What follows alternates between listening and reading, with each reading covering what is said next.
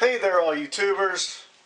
Recently MeatHead did a caveman ribeye and he was real excited about it, and so he created this challenge for other people to join in and come up with their own ideas on their caveman steaks. And I really like MeatHead's channel. He does a lot of thinking out of the box kind of cooking and different ideas, and I like that. And so he picked me to be one of the first channels to go ahead and do their version of the caveman steak. So I said, sure, I'll do it. Actually, I said, it's on like popcorn. So I'm gonna do something a little bit out of the box. Well, it's really not that much of a stretch for me, but you know, I just do whatever I want anyway. But here's going to be my version of the caveman. Now I might take some heat on this because this is going to be totally you'll see where I'm coming from. But what I got here is a couple beef loin New York strip steaks, USDA prime. These are pretty nice. I think I'll go with this nice big Whopper one right here. I'll be doing that. So, all right, stick around and I'll show you what I got going on here. All right, to season this steak, what I'm going to go with is some olive oil, and what I have here is Traeger prime rib rub. I love this stuff, but you see how big and crunchy and big bits that is? I don't want that on the steak. So what I do is I get it and I put it in the spice grinder and I get it nice fine powder. That's the way I like it. Now this version of the caveman steak is going to be a modern day version of a caveman steak.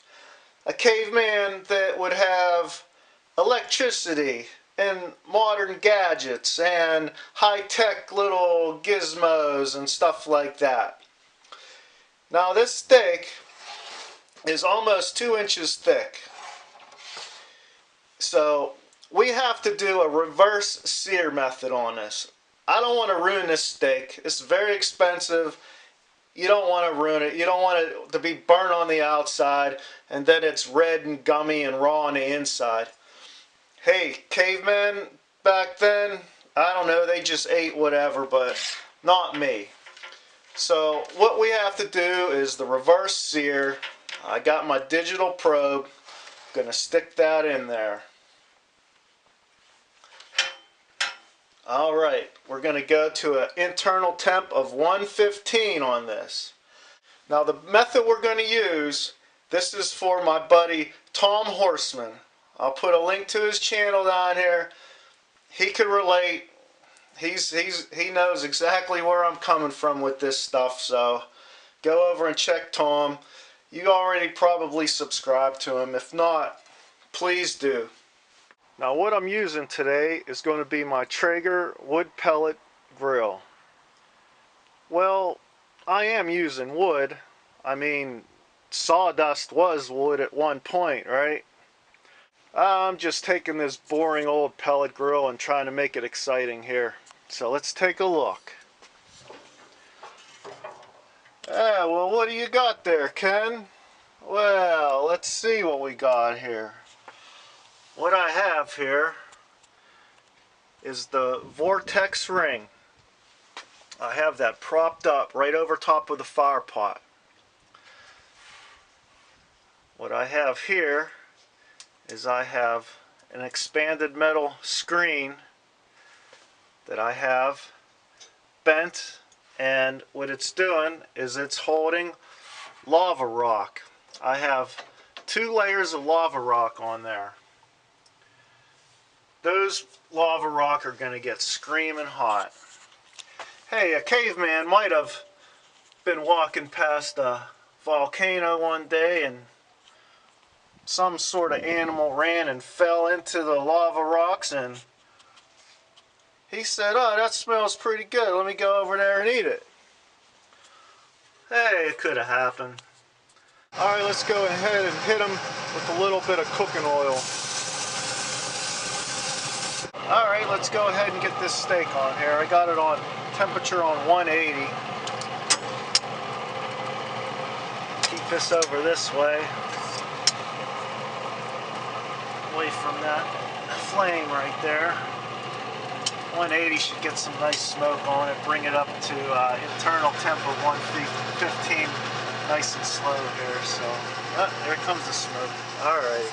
Okay, so after about an hour, with the temperature set at 180, getting some nice smoke on here, bringing up that internal temp. I'm going to get it off, get this top rack out of there, and let's turn this up, turn it up to high.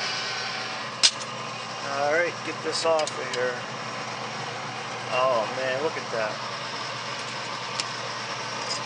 Alright, so let's take a look here with the infrared thermometer, see what kind of temps we got here. 780, 817, 700, 789, 849. I don't know if you can see that. Man, that's like really seriously hot. Alright, let's go ahead and throw this steak on here.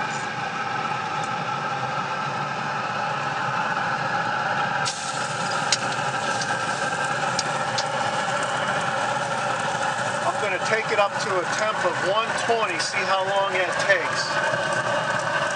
Once it reaches 120, then I'll pull out the probe, flip it over, and see if we can bring it up to 125. Oh yeah, this is really cool.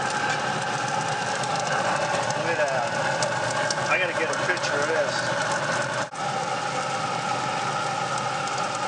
Look at that.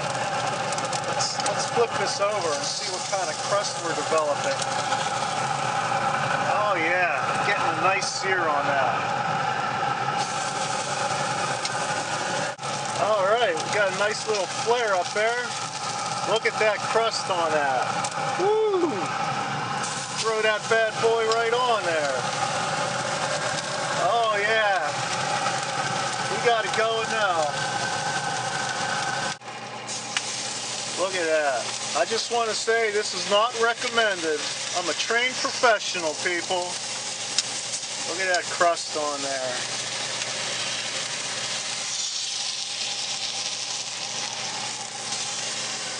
Uh-oh, here comes the fire department. Hear them? Here comes the fire department. We're going to get this off.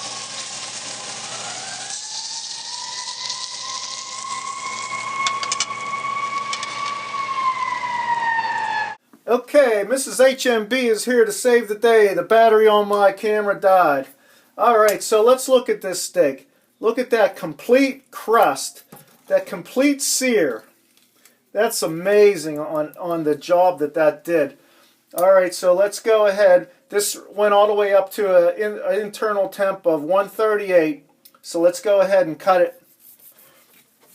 See what it looks like here. Alright, look at that.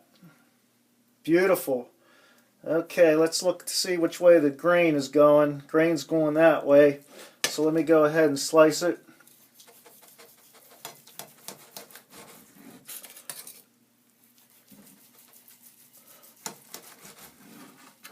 Cross grain right there. Look at that complete sear. I don't know if you could see that. That's beautiful. End to end, very little gray. Excellent complete sear on the outside. Nice crust. Now, don't do this at home. Please don't do this with your pellet smoker. I'm a trained professional. Alright, let's get a taste of this. Excellent flavor, excellent sear. This USDA Prime, you can't beat it, I tell you. Well, I want to thank MeatHead and all you guys that participated in the Caveman Steak Challenge. I'm just having a little fun here. I might do another one using wood, but just having a little fun making things exciting with that old pellet smoker. So there you go, man. Looking good. Rock on.